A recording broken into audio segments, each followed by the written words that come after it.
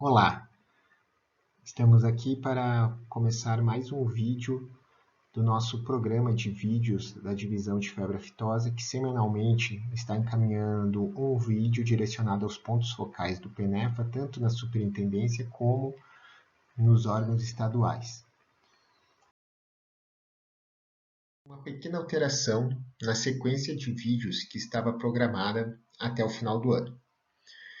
A partir de hoje, estava programada uma sequência de vídeos que ia tratar sobre os manuais e documentos importantes do PENEFA, para situar os pontos focais, tanto na superintendência como nos órgãos estaduais, sobre quais são os documentos que regem o nosso programa.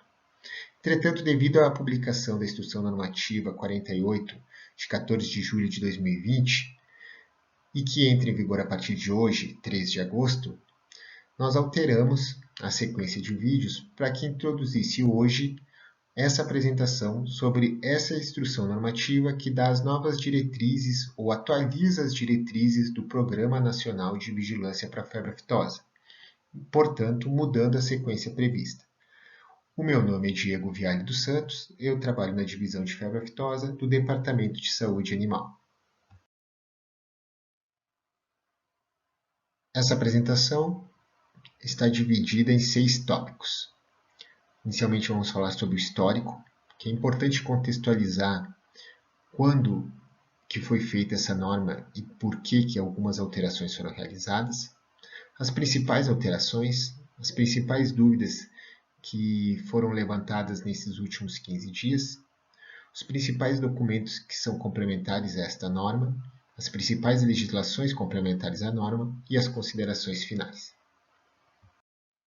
Para a gente entender um pouco o histórico da construção desta norma, é importante a gente inicialmente pensar na última norma que estava em vigência e que normatizava as diretrizes do nosso programa. Ela foi publicada no ano de 2007, a IN 44/2007. Uma norma, para ser construída, ela demanda discussões entre diversos setores envolvidos, tanto no ente público como no privado. Como parâmetro, a norma que nós publicamos agora em 2020, ela levou cerca de 2 anos para ser construída, do início à sua publicação. Levando em consideração também a norma de 2007, que deve e também ter toda essa discussão anterior e que deve ter levado pelo menos 2 anos para ser construída e publicada, nós podemos ver as situações que estavam naquele momento, a febre aftosa aqui na América do Sul, e a situação que está este momento, a febre aftosa na América do Sul. Por que isso é importante? Porque isso contextualiza qual momento que a norma foi construída. E é importante isso para ver que alguns gatilhos que aquele momento eram importantes e foram inseridos, neste momento não foi levado ou não foi inserido ou mantido na nova norma. Naquela época, como a gente pode ver no período de 2005 a 2007, nós temos a cada linha são os países, e aonde tem cor laranja ou vermelho é o número de focos de febre aftosa que ocorreram e foram registrados naqueles países na América do Sul no período. Nós tivemos focos em 2006 na Argentina, em 2007 na Bolívia. O Brasil estava tendo foco, teve em 2005 e 2006 e ainda não tinha feito a contenção, não tinha retomado o status que estava suspenso ainda em 2007. O Chile não tinha foco, como já não tem há muitos anos. Colômbia teve foco em 2005, Equador durante o período de 2005, 2006, 2007 e ainda a Venezuela. Vejam que o panorama que estava acontecendo naquela época, na época da publicação da nossa norma, que estava vigente até então, era diversos países com focos, inclusive o Brasil. Se nós pegar agora o período de 2018 a 2020, nós veremos que, tirando a Venezuela, que não tem mais um status reconhecido pela OIE, e a Colômbia, que teve focos em 2018, nós estamos num período em que todos os países da América do Sul já estão há um bom período sem focos, já tendo um outro panorama mais voltado a uma detecção, prevenção e detecção precoce, né? Diferentemente naquele momento em 2005 a 2007, que era controles de focos que estavam ocorrendo. Isso é importante a gente ter noção para entender por que algumas coisas foram inseridas naquela norma em 2007 e que hoje não é tão necessário. Aqui também um histórico aí em nível mundial dos focos. Na foto à esquerda, em 2005 a 2007, os focos que estavam ocorrendo e a figura à direita de 2018 a 2020, que é o período que nós estamos considerando que as legislações foram construídas. Vejamos que no foco, na foto de 2005 a 2007, nós tínhamos aqueles focos que nós comentamos nos países na América do Sul, inclusive no Brasil. Nós tínhamos foco além da África e da Ásia, inclusive na Europa, naquele período. E já em 2018 a 2020, nós temos concentrado focos na América do Sul, na região andina, e concentrados na África e na Ásia. Uma fotografia diferente daquela que nós tínhamos visto lá naquele momento de 2005 e 2007, quando a Europa e a América do Sul também tinham, e a América do Sul, uma quantidade maior de focos do que nós estamos vendo atualmente.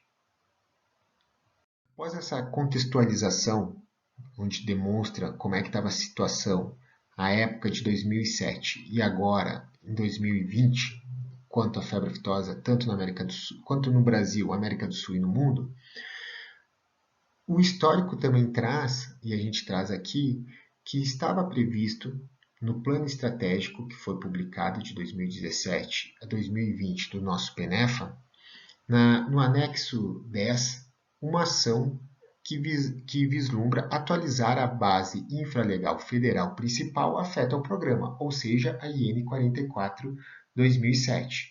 Já que na construção do plano estratégico já se percebia que deveria ser feita uma atualização das diretrizes, já que as diretrizes nacionais já estavam defasadas quanto às novas diretrizes mundiais, principalmente dadas pelo código da OIE, e também devido àquele panorama que aquela época que foi publicada, ela foi construída, diferentemente do panorama da situação da febre aftosa neste momento. A partir disso, tem um processo SEI que foi aberto e dado o start para a atualização desta norma no dia 13 de setembro de 2018. Como eu falei, demorou cerca de 2 anos. Foi feito um grupo de trabalho com integrantes do Ministério e também dos órgãos estaduais. Após a construção dessa minuta, ela foi para consulta interna, ou seja, durante 30 dias os outros departamentos do Ministério da Agricultura puderam opinar e dar sugestões. Após isto, ela foi para uma consulta pública por mais 75 dias, onde todas as pessoas, iniciativa, setor produtivo, órgãos estaduais puderam participar da sua construção com sugestões. Foram realizados os ajustes necessários, as discussões em cada ponto que foi levantado, foi para uma consultoria jurídica aprovada e a sua publicação foi no dia 15/7 e entra em vigência hoje, dia 3 de agosto. Após esse contexto histórico de como é que estava a febre aftosa naquele momento que foi publicada a norma anterior e agora, e também falando de como é que foi a construção dessa norma, a IN 48, que teve participação tanto dos setores do MAPA, como dos órgãos estaduais, como do setor produtivo, passou por todos esses passos, né, para que fosse publicada, vamos falar aqui as principais alterações desta norma. Lembrando que nós não vamos passar todos os artigos, vamos passar nas principais alterações que nós consideramos, mas que, claro, a norma deve ser lida, discutida internamente com todos, né? E se qualquer dúvida, ao final vou deixar o e-mail para que possam encaminhar para o nosso setor para que a gente possa respondê-las. Então, a IN 48, ela buscou ser mais direta e simples, né? Deixando que detalhamentos técnicos, por exemplo, muitos conceitos, para documentos complementares, como nossos manuais, que eu vou citar aqui quais que são, além também da gente, nesta norma, quando publicada, a gente conseguiu revogar 20 atos normativos, sendo 12 instruções normativas e 8 portarias, e ainda atualizar outras 6. Ou seja, ela tentou deixar nessa norma, trazer todos os conceitos que estavam nessas demais, atualizar e colocar numa única norma para facilitar a leitura e também conhecimento de todos os atores envolvidos com o PENEFA. Então, a primeira alteração é que a gente também, o nome, né? O PENEFA passou a ser Programa Nacional de Vigilância para a Febre Aftosa. Já nesse novo panorama que foi mostrado no histórico, porque nós já temos todo o país como livre, então nós não buscamos mais nenhum reconhecimento de zona livre com vacinação, todo o país está livre com vacinação e o objetivo é criar e manter condições necessárias para garantir a condição de livre que nós estamos, por meio do fortalecimento do mecanismo de prevenção e detecção precoce da doença. Então, isso já, por causa desse momento que nós estamos, já está, então, acoplada nessa norma esses objetivos atuais e que, por isso, também mudou o nome do programa. Tem diversas estratégias que estão citadas na norma, algumas apenas foram trazidas da IN 44 e outras trazendo também esse novo momento, as novas estratégias. Obviamente que já nos primeiros itens da estratégia já leva para programas de educação e comunicação em saúde animal, que nesse momento é muito importante para a detecção precoce, promoção da participação da sociedade, né? Então todas as partes interessadas têm que estar mais ativas no programa nesse momento. Então, o aprimoramento da participação do setor privado, importantíssimo, né? O setor produtivo está trabalhando junto e está mais atento nessa vigilância, além de outras estratégias que foram implantadas que são importantes nesse momento. Que, por exemplo, o cadastro agropecuário, então o aperfeiçoamento dele, com a sua atualização rotineira, é importante para este momento, né? Com novas informações como a geolocalização e como todo o sistema tem que estar no sistema informatizado para consultas. Então, tudo isso é importante nesse momento que nós estamos, no momento que nós estamos fazendo a prevenção, buscando a prevenção e a detecção precoce, caso necessário, né? Para que a gente tenha uma reação rápida. E também vem nas estratégias a implantação de análises técnicas para identificar quais são as áreas mais vulneráveis e que têm maior risco para a ocorrência da doença, para que a gente possa então reforçar as ações de vigilância nessas áreas. E também aqui trouxe como uma estratégia nova essa parte da compartimentação, né? Então, até então o Brasil sempre trabalhou com a zonificação, mas também a partir desta norma aí tem já o conceito de compartimentação nela, além de outras estratégias que não são tão novidades, né, que já estavam na norma anterior, mas essas aqui trouxeram assim maior diferença daquela que nós já tínhamos, daquelas estratégias descritas na norma anterior. Bom, então, como dito, o cadastro é muito importante neste momento. O cadastro é atualizado rotineiramente com os saldos das explorações, com a geolocalização, em sistema eletrônico, de fácil consulta.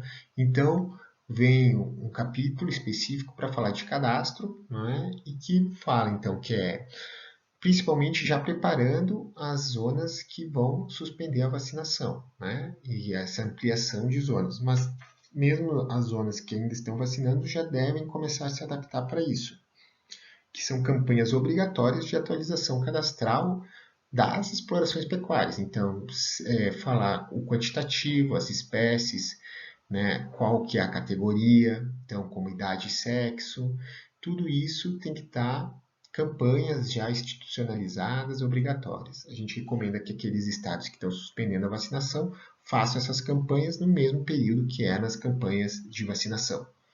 E o SVE, né, tem que ter isto num sistema de informação eletrônico, auditável e com geolocalização dos estabelecimentos rurais. Isso é importante para uma rápida resposta, caso venha a uma introdução do vírus, né? E a emissão da GTA agora ela está muito mais ligada ao cadastro, obviamente que a situação sanitária do estabelecimento, mas também a adimplência quanto às campanhas de atualização de cadastro. Então, para que eu possa emitir a GTA, ela está atrelada que a origem e o destino estejam em dias com as condições cadastrais e sanitárias.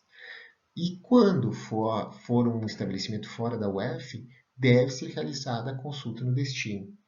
Tanto se for um estabelecimento rural ou abate, tem que ter as informações. Então, um SVL vai ter que consultar o outro. A gente vai falar aqui que o mapa tem trabalhado aí que a PGA consiga fazer isso, mas enquanto não tenha, um estado não consiga fazer essa conexão e essa busca da informação via PGA, tem que fazer a busca com o outro estado que está mandando uma carga de animal para que tenha a certeza que existe aquele estabelecimento no destino e pegar as informações desse estabelecimento. Então isso é importante, inclusive que o produtor já traga as informações do destino e este seja checado no SVE de destino para ver se existe realmente esse estabelecimento, se as informações estão corretas e se o estabelecimento está apto a receber, então, animais, né, está adimplente com as suas obrigações cadastrais e sanitárias. Bom, quanto ao atendimento às suspeitas de doença vesicular e aos focos de febre aftosa, por exemplo, definição de caso da doença, ela não está mais na norma, ela está na ficha técnica, né? Tanto definição de caso de febre aftosa, de estomatite e de sêmica, que são as confundíveis e que a gente tem aqui no país, né, e endêmicas, essas outras duas, então elas estão na ficha técnica, não estão na norma, né, até para ter uma facilidade se a gente tiver alguma mudança na OIE ou alguma mudança mesmo aqui nacional, a gente não precise mexer numa norma e sim diretamente numa ficha técnica. A notificação e atendimento também, que antes falava na própria M44, como existe já uma norma, a Instrução Normativa 50 de 2013, que fala sobre quais são as doenças de notificação compulsória, como tem que ser o atendimento, então também não foi citado mais na norma nova, porque já existe uma norma que cita todos os procedimentos que devem ser realizados. Os procedimentos para investigação constam no Manual de Investigação de Doença Vesicular, que eu vou falar mais à frente quais são os documentos complementares. Então, tudo que estava em outras normas ou manuais não foram descritos novamente na IN 48, apenas foram citados que eles estão nesses manuais específicos, assim como no caso de um foco, né? Também tem um plano de contingência para febre aftosa, que também vou falar mais à frente, mas então a norma ela só cita que estão nesses manuais e não descreve mais tudo novamente na própria norma, como é que tem que ser o atendimento ou na emergência. Como eu falei, tem o capítulo também de reconhecimento e manutenção de zonas ou compartimentos livres de febre aftosa, trouxe então esse conceito de compartimento livre de febre aftosa. Atualmente nós temos uma norma, que é a IN 44 de 2017, que tem o procedimento para fazer a compartimentalização somente para suínos, né?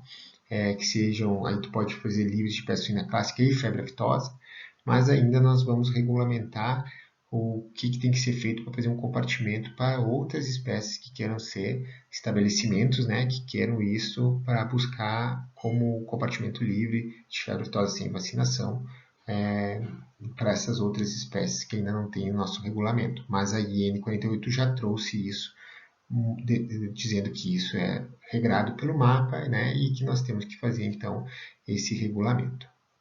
Bom, aqui o capítulo da vacinação contra a febre aftosa, aí começa já as alterações da norma, as alterações mais fortes da norma antiga para essa. Antes, a movimentação animal estava muito ligada à vacinação contra a febre aftosa. E agora, a movimentação animal está muito ligada à condição do estabelecimento rural, ou seja, se ele tiver adimplente com o cadastro e com as suas obrigações sanitárias para a febre aftosa, os animais podem ser movimentados mesmo que um animal que ingresse ali, por exemplo, ou nasça ali entre uma etapa e outra, ainda não recebeu a vacinação. Ele vai poder ser movimentado. Então, essa parte da vacinação já está colocado aí também na nova IN a obrigatoriedade da análise, do controle e análise dos dados de cada etapa pelo SVO, ou pelo Serviço Veterinário Estadual, juntamente com a superintendência, tem que fazer essa análise desses dados, né? Então, isso aí nós colocamos na norma porque é uma coisa muito importante, e essa discussão com o setor produtivo dos resultados. E a fiscalização da vacinação baseada em propriedades a partir de critérios, né, de propriedades de risco, como é chamado de maior risco para a febre aftosa, e esses critérios eles também estão atualizados e definidos no plano de vigilância para a febre aftosa, também que será publicado agora em agosto. Então, vários documentos estão sendo atualizados e serão publicados, que serão complementares a essa nossa norma publicada. Mas essas são já colocações que foram nessa norma, já buscando uma atualização quanto ao processo aí de vacinação. Bom, e quanto às principais alterações para o controle, né, e fiscalização de trânsito de animal e produtos e subprodutos, acreditamos que essa norma ela desburocratizou bastante para o produtor e para o serviço veterinário oficial como um todo, né? Não existe mais a permissão de ingresso, então antes quando um animal saía de uma zona livre com vacinação para entrar numa zona livre sem vacinação, precisava de uma autorização de ingresso, isso não existe mais, não é necessário. A emissão da GTA com a consulta da origem e destino, né? Existe um destino, ele está adimplente, e também a passagem pelas vias, pelas rotas especificadas pelo Serviço Veterinário Oficial. E nessas rotas tem os postos de fiscalização onde essa carga vai passar. Isso já basta para que o estado que está recebendo os animais saiba desse recebimento e está vindo de uma zona livre, sempre lembrando que agora nós estamos todo o país livre, não tem mais aquele risco de ter uma transmissão como estava o país lá em 2007, com 2005, 6, 7 aí com área suspensa, vírus circulando em algumas regiões. Não é mais esse nosso nessa realidade atual. Então, nós temos esses. Também os sistemas estão eletrônicos, todos os cadastros, também, que é uma coisa que nós não tínhamos lá atrás e agora nós temos. Né? Então, isso tudo facilita para que a gente possa ter essa forma de trânsito sem a necessidade de ter uma permissão de ingresso. Né? E também é importante lembrar que hoje apenas o estado de Santa Catarina é uma zona livre sem vacinação. Todos os outros estados são zonas livres com vacinação. Não tem nenhum outro reconhecimento até o momento. Nós sabemos que o Rio Grande do Sul parou de vacinar, Paraná parou de vacinar, o Bloco 1 lá de Rondônia, Acre, sul do Amazonas, parte do Mato Grosso, mas todos são zonas livres com vacinação ainda, com a proibição do ingresso de bovino e bubalino. Então isso é muito importante, estar sabendo o que está acontecendo e a realidade para cumprir o que está dizendo e quando é necessário pela IN 48. Uma coisa importante que foi inserida aqui e que todos os estados devem implantar, não só quando eu recebo uma carga de fora do meu estado, mas principalmente nos trânsitos do próprio intraestadual, que o SVE deverá adotar mecanismos de controle e responsabilização quanto à confirmação das movimentações de animais suscetíveis à febre aftosa. Então, quem recebeu tem que ter a obrigatoriedade de fazer a confirmação do recebimento. Então, isso o SVE tem que fazer na sua legislação estadual, implantar como que vai ser esse controle e essa responsabilização, como que ele vai fazer, se é pela internet, por telefone, vai na unidade, mas tem que ter essa confirmação e sabendo, porque como eu falei, o cadastro é importante nesse momento, saber quem recebeu, quanto que tem, onde é que está os animais. Então, isso é muito importante. A prioridade antes era que os animais estivessem vacinados para movimentação. Como a gente tinha circulação viral, era muito ruim movimentar com um animal que pudesse estar com uma baixa imunidade, estaria exposto aí a ter, né, esse contato com o vírus, poderia ter aí então a sintomatologia clínica. Agora que nós estamos em outro momento, né, quase 15 anos sem nenhum foco, todos os estudos que foram realizados, O nosso foco é que o estabelecimento rural ele esteja em dia com as atualizações cadastrais e sanitárias. Então, assim, por exemplo, não tem mais prazo para carência após a vacinação para movimentar um animal. Não tem. Não, ele estando a propriedade em dia, pode movimentar. Vacinou, movimenta. Não tem mais essa que tem que estar uma imunidade alta, porque tem vírus, tem uma carga viral que pode vir. Não, né? Que tem assim, esse momento é outro, né? Então a gente não precisa disso. Não é necessário que o animal esteja vacinado. Se o estabelecimento está em dia e nasceu entre as etapas lá os bezerros, esses bezerros, se o estabelecimento é em dia e eles forem ser movimentados, eles podem ser movimentados, vamos supor, sem ter vacinação, mas o estabelecimento, o rebanho que ele está imunizado, está em dia, eles estão com os dados cadastrais em dia, ele pode ser movimentado. Né? Como eu falei, nós não temos mais esse foco que poderia estar aí circulando o vírus juntamente, então é importante que toda a população esteja super imunizada no momento da movimentação. Para abate também antes era só 60 dias que poderia um animal durante a etapa de vacinação que fosse para abate até 60 dias não precisava receber a vacina. Agora nós estendemos até 90. Isso é importante porque mesmo com a mudança da vacina, a gente ainda sabe, já tem aí até alguns trabalhos que demonstram que ainda existe algumas lesões a abate por causa do processo de vacinação. Então, para nós minimizar isso, animais que sabem que vai para abate, que eles não recebam uma vacina naquela etapa ali, que eles logo depois vão ir para o abate, né? Para nós reduzir perdas e para que o produtor também não tenha essa perda. Também não é necessário mais isolamento ou quarentena. Antes, alguns pequenos ruminantes, suínos, precisava fazer isso quando iam de uma zona livre compra, uma zona livre sem. Não precisa mais, nós estamos todos livres, não tem mais, o país está todo livre, né? Como eu falei, não tem mais essa necessidade. E, por outro lado, o cadastro de transportadores e seus veículos é importante junto ao SVE, principalmente se numa ocorrência aí, de uma emergência, a gente ter rapidamente essas informações para rastrear e conseguir rapidamente aí debelar um possível foco. Então, esse cadastro é importante, inclusive, então, cada serviço estadual vai ter que, então, estabelecer, obviamente que vai vir uma orientação da CTQA, mas estabelecer como é que vai fazer o registro, se cada GTA já vai solicitar qual é o transportador para ter esse controle. Então, tudo isso aí são adaptações que foram realizadas e inseridas nessa norma para facilitar principalmente o rastreamento de todo dessa movimentação animal e também para ter essas informações rapidamente no caso de um foco. Bom, o ingresso de animais suscetíveis à febre aftosa em zona livre sem vacinação, ele é permitido para abate e para estabelecimento para espera de exportação, isso é permitido, tanto animal vacinado ou não vacinado, né? No sentido, então, suíno, ovino e caprino, bovino e bubalino. Para outras finalidades, aí, exceto bovino e bubalino, né?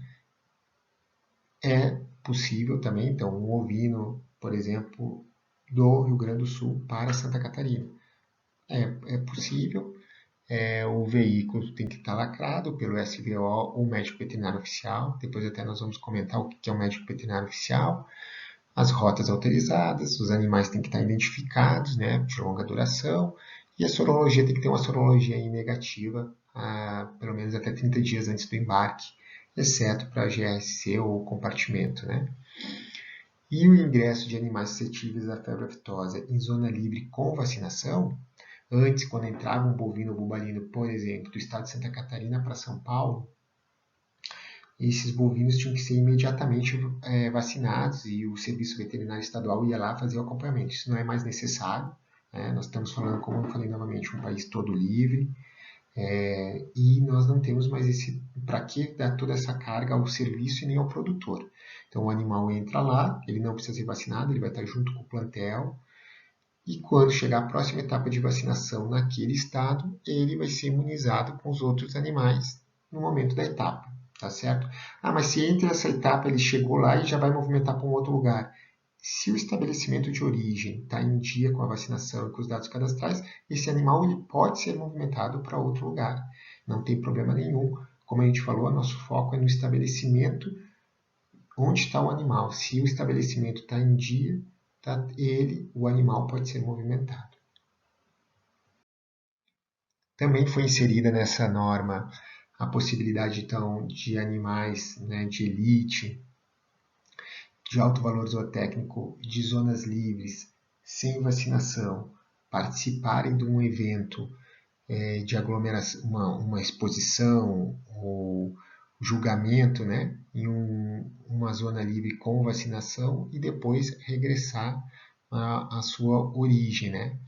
Então, além disso, também se for para central de coleta, processamento de sêmen, obviamente que tem algumas regras, mas isso foi então introduzido nessa nova norma, como, por exemplo, eles têm que estar, e isso foi até uma pergunta que veio, sobre supervisão do SVO.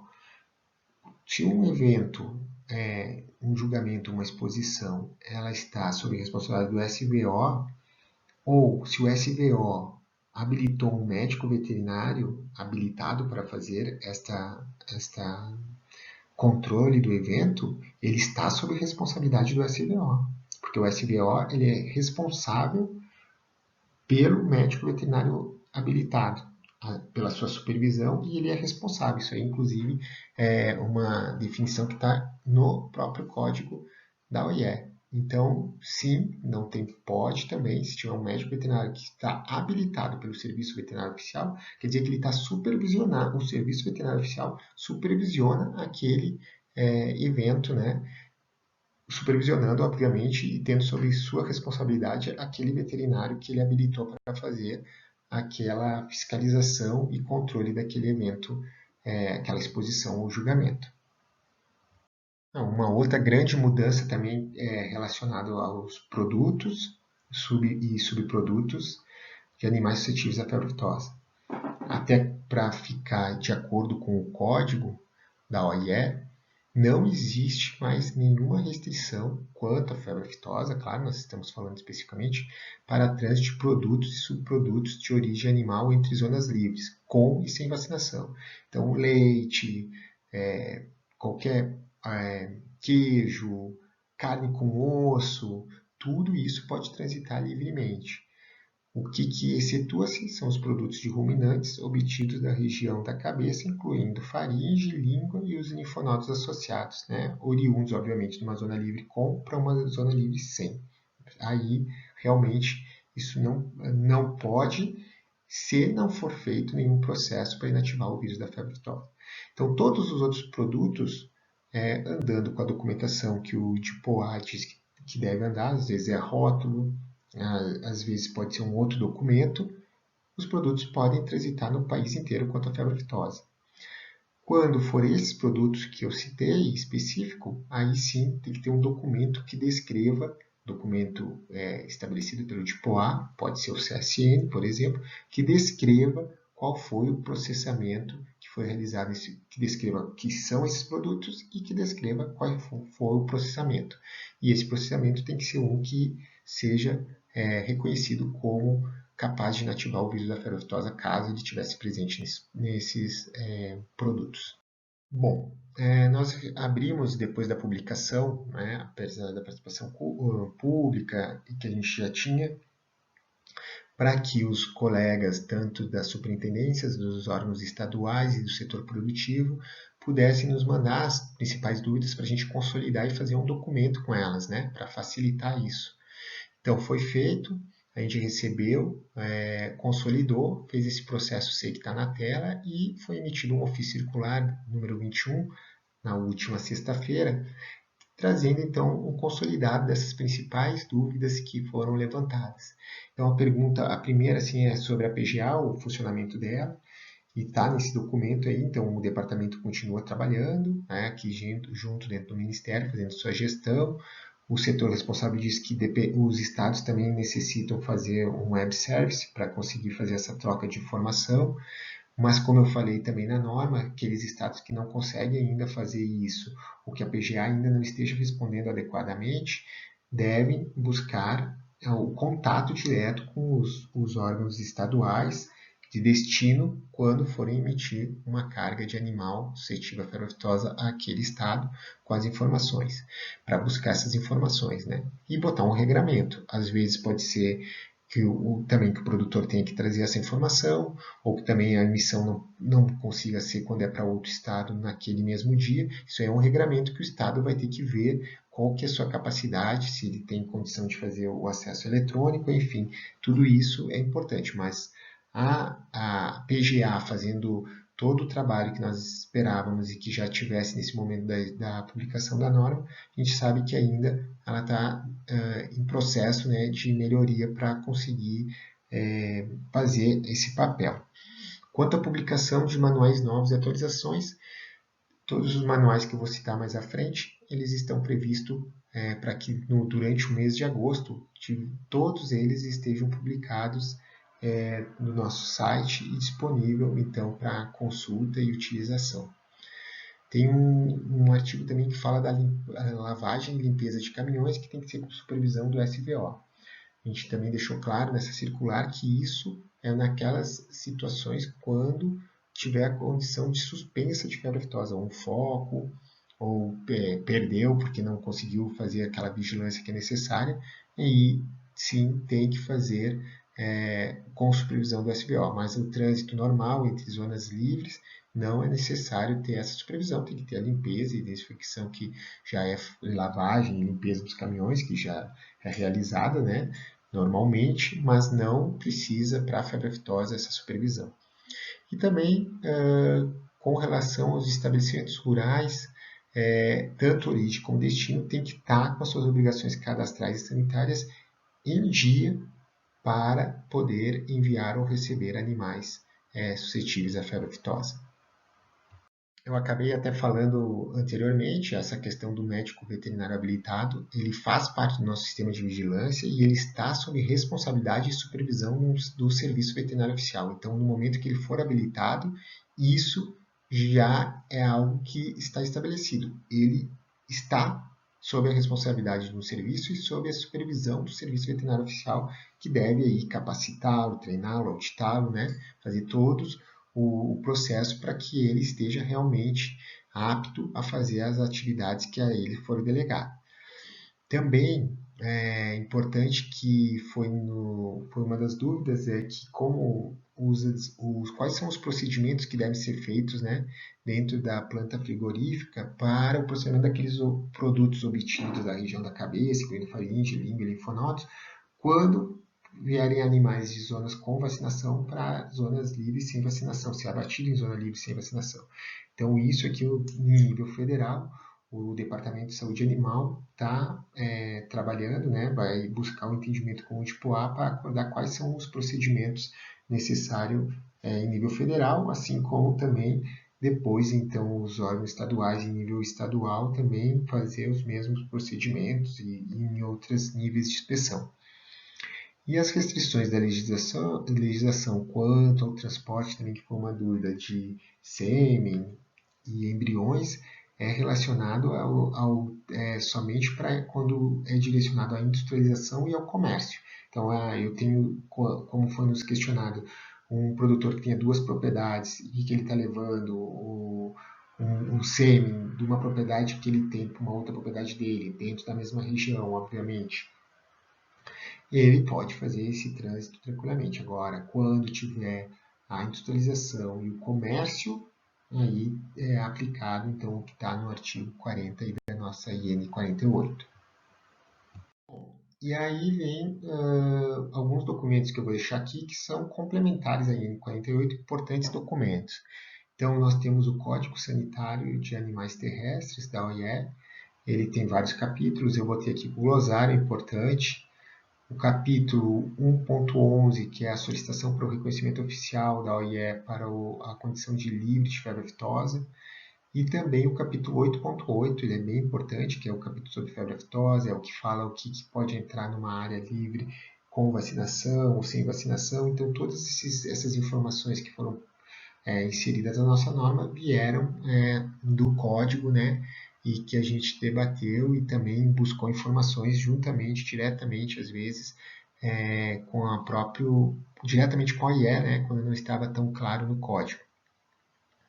Também tem um documento importante que é complementar à nossa IN, que é o Manual de Provas de Diagnóstico e das Vacinas para os Animais Terrestres, que é o Manual da OIE, normalmente chamado.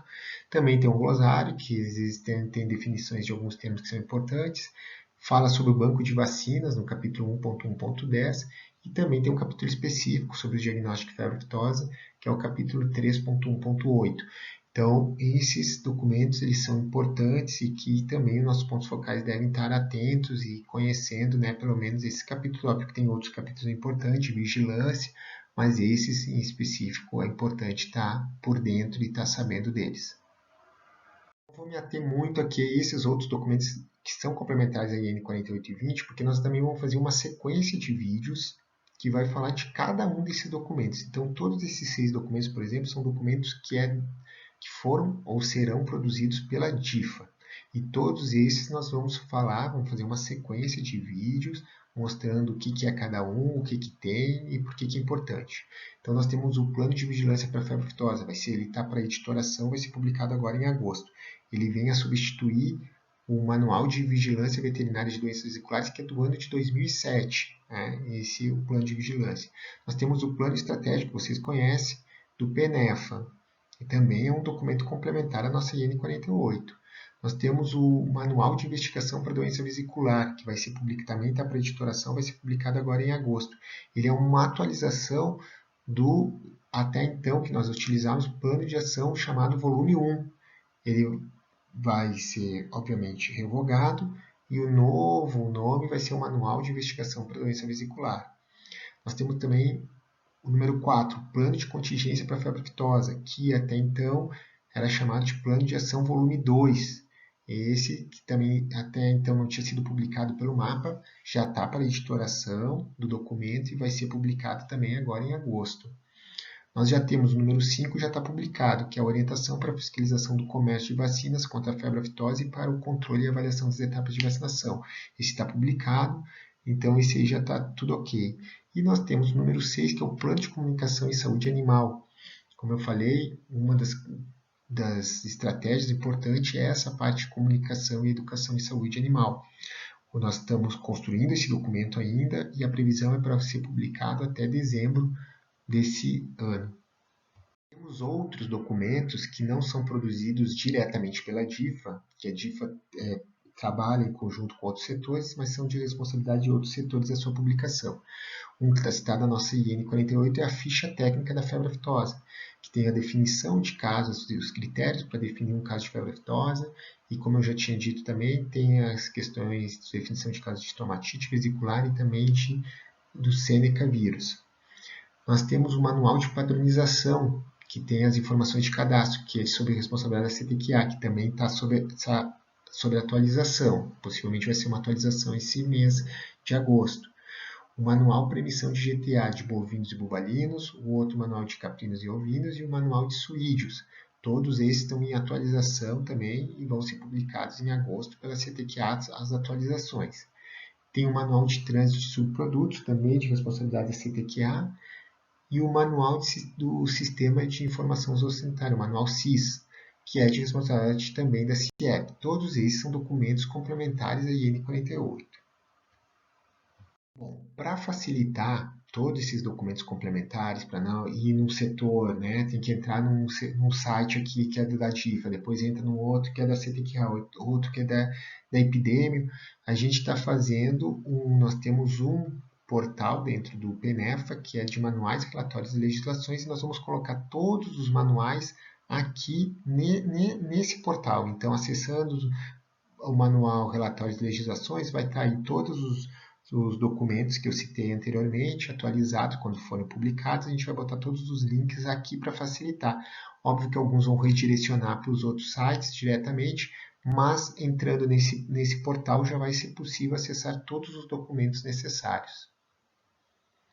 E também lembrando, é sempre importante lembrar, E nós vamos fazer um vídeo de todos aqueles documentos que eu passei anteriormente. A gente vai fazer um vídeo com a sequência de cada um, dizendo o que é. A gente também vai fazer um vídeo com a sequência das legislações, as principais legislações afetas ao PENEFA e que estão aqui.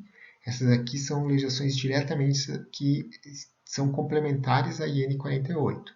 Nós temos a IN 49 de 2019, que atualizou a situação sanitária com relação à febre aftosa em cada UF. Obviamente que isso aqui nós temos que atualizar, bem dizer, quase todo ano agora, que está tendo essas mudanças, quando tiver novas mudanças, novas zonas livres sem vacinação, nós vamos atualizar novamente. Mas ela é importante, que ela diz que cada um, e como você sabe, a nossa N48 diz, é de zona livre com vacinação para zona livre sem vacinação. Então tem que saber e está descrita aí. A Instrução Normativa número 52 implanta a zona de proteção lá em Pacaraima e Roraima, que a gente tem, que foi de 2018. Nós temos também a Instrução Normativa 11 de 2018, que atualizou, que é o Regulamento Técnico para a Produção e Comercialização de Vacina contra a febre aftosa. Bem importante também, está relacionado ao nosso programa. Nós temos a Instrução Normativa SDA 5 de 2011, que também é o Regulamento Técnico para a biossegurança para a manipulação do vírus de febre aftosa. Por exemplo, essa instrução normativa é que proíbe a manipulação de cepas exóticas no país. Nós temos a instrução normativa SDA 229 de 98, que é essa que autoriza o uso do selo, né, que é colocado na central de selagem nos frascos de vacina de febre aftosa. Nós temos também a instrução normativa número 44 de 2017 da SDA, que é o que eu já tinha falado, que fala sobre o compartimento na cadeia de suínos, tanto para a febre aftosa como para a suína clássica. E, por fim, a portaria 116 de 2017, que implantou o PENEFA. Então, todas essas são implantou o plano estratégico, né, do PENEFA. Todas essas, então, são vinculadas diretamente ao nosso programa e, obviamente, então, são complementares à IN 48. E aqui são outras normas que são mais macro, que atingem diversos programas, e entre eles o PENEFA. Então, nós temos o próprio decreto 5741 de 2006, que implantou o SUASE, que lá diz qual é a atribuição de cada uma das instâncias, isso é importante. Nós temos as legislações relacionadas à emergência, temos as legislações também relacionadas à inspeção e trânsito de sêmen, e também que estabelece as doenças de notificação compulsória. Então, todas essas legislações elas são transversais para todos os programas, e isso é importante também, então, são complementares à nossa IN 48, mas não são de responsabilidade da DIFA, por exemplo, as suas atualizações, como diferentemente daquelas anteriores. E aqui, então, tem um portal, o portal Cisleges, né, no Ministério da Agricultura, botei aí o link, pode acessar e acessa todas as normas relacionadas a qualquer assunto relacionado ao federal, né, norma federal relacionada à pecuária. Então, a gente tem, colocando ali febre aftosa, vai vir diversas essas normas que eu falei. E também no portal que eu mostrei lá, onde vai ter os manuais, a gente vai colocar todas essas principais legislações para facilmente ser consultada também no nosso portal aí de manuais e legislações. Então fica fácil, só num local, e tem todas as normas e todos os manuais para consultas relacionadas ao programa. E assim, então, finalizamos mais um vídeo aí do nosso programa de vídeos. Esse vídeo está um pouco fora do nosso padrão, né, que são vídeos de 10 a 15 minutos, porque demandava um pouquinho mais de tempo para que pudesse passar todos esses tópicos, desse esse histórico da informação da revisão da IN, por que a gente fez assim, e também repassando os documentos e legislações importantes e que estão atreladas e que são complementares à IN 48. Eu ressalto que nós iremos fazer uma sequência de vídeo com todos os documentos do PENEFA, que são importantes para o PENEFA, e que eu mostrei aqui alguns. E também depois nós vamos fazer uma sequência de vídeos com todas as legislações que eu também citei aqui, uma por uma, descrevendo então o que tem cada uma e o que é o mais importante, no nosso ver, conhecer sobre elas.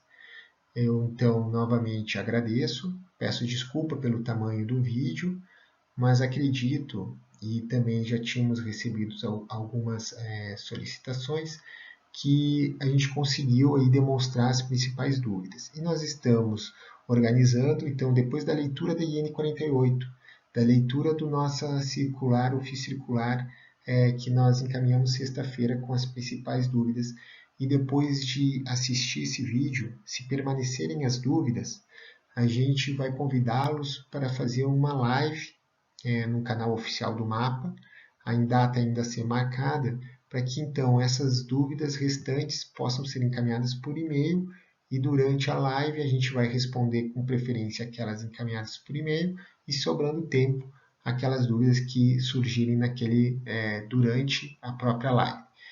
Então eu agradeço e até a próxima semana.